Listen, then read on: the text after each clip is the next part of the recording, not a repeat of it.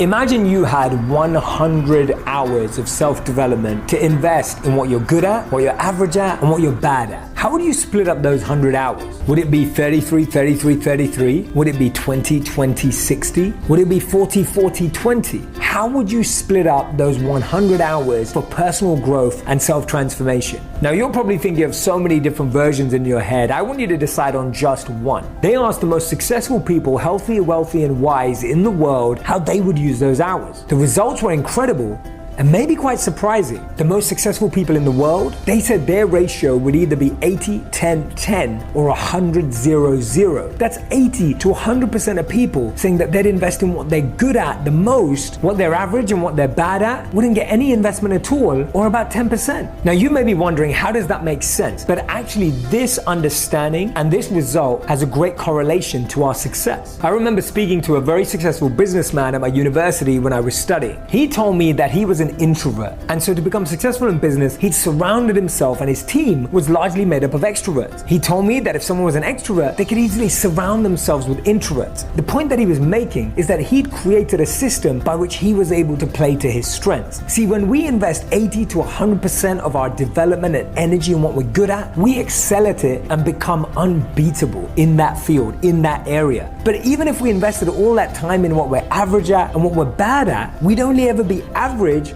or good. And today there's so many studies and research suggesting that the more we invest in our strengths, the more we invest in our skills, the more we invest in what we already excel at, that's going to allow us to not only feel more fulfilled, but also make a difference. When I spoke to Tim Ferriss, he told me that the most successful people in the world invested in their strengths. They'd focused on the one or two things they were good at and loved and decided to become experts in those fields. You can always outsource and find other people to fill the gaps of skills that you don't always have. And that's why I say when it comes to your skills, invest in your strengths. And when it comes to your qualities, invest in your weaknesses.